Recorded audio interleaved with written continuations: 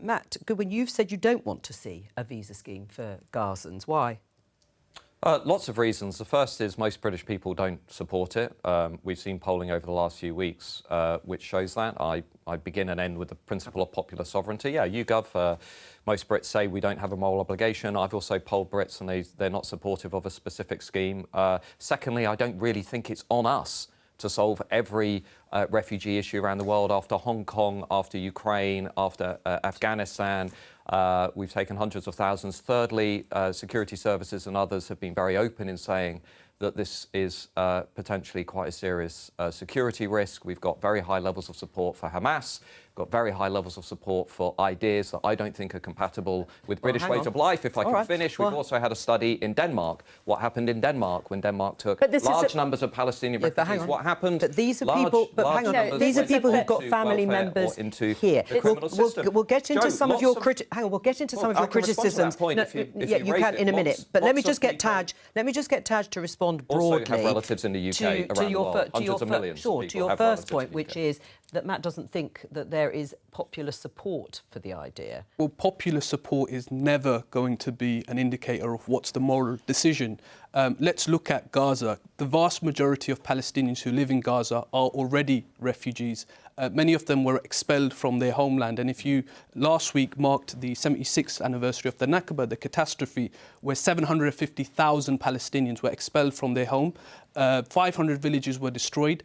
So now we've got Palestinians who are seeing the carpet bombing of hospitals. Remember that half of Gaza's population are children. They weren't even alive when Hamas was elected. But does that mean that the UK should take many more, if any at all, Palestinian refugees, the Gazan refugees you're talking about here? Absolutely. I think there is a moral obligation. If you look at Britain's colonial history in the region, Britain has played a role in what's happening in Palestine. And you can't have it both ways. You cannot cheerlead a genocide in Gaza. You cannot destabilise regions across the world and then complain about refugees. I don't think anyone's cheerleading a genocide.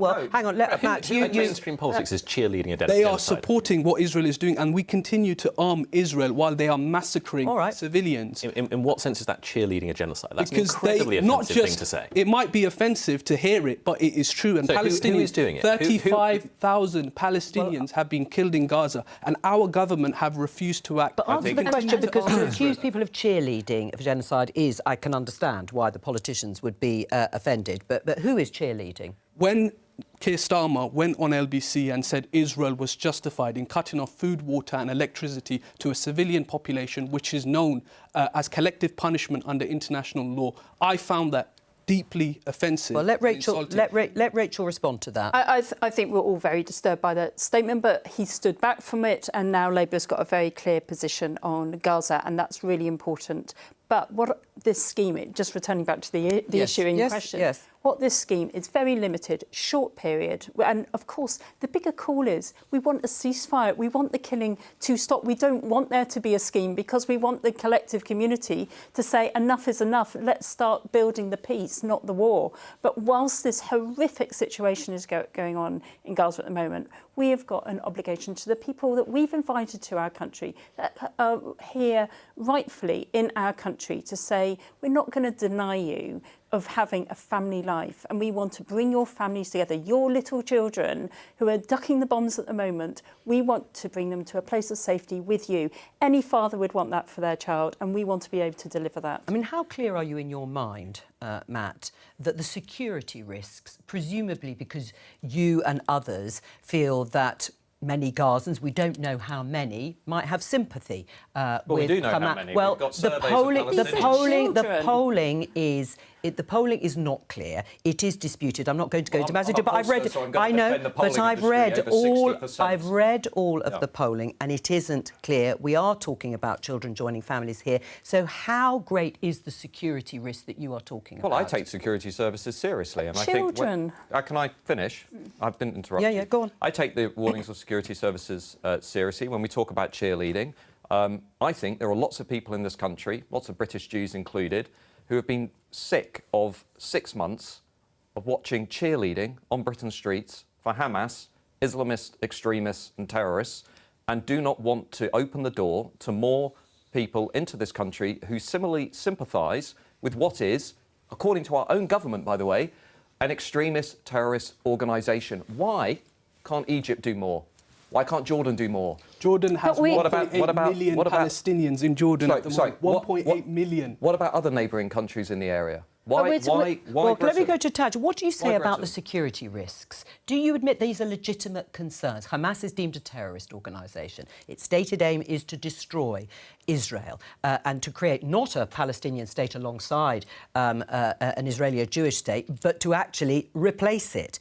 Do you think those are legitimate concerns for people here if there was a scheme that would bring over Gazan refugees? Hamas is a political party. One of the reasons It's an extremist organisation. OK, and it's a political party. Yes. It's also deeply anti-Semitic. Okay. Yes, OK. Now, Hamas was elected in Gaza. One of the reasons they were supported was because of welfare programmes, and Fatah was seen as a very corrupt party, and many people supported Hamas. Fatah in charge in the West Bank, in a different part of the area. Yeah. Now, the reality is this. We are talking about millions of Palestinians. We never make generalisations. And if we're talking about a population where half of whom are children, are you really saying to me a 10-year-old Palestinian who might be severely injured, who might need urgent medical treatment, is a threat to this country? I think we have counter-terrorism laws in this country to make sure that we have... Why is a 10-year-old Palestinian going to be a threat? I think, as I say, I think the underlying principle of taking more people into Britain from Palestine, from Gaza,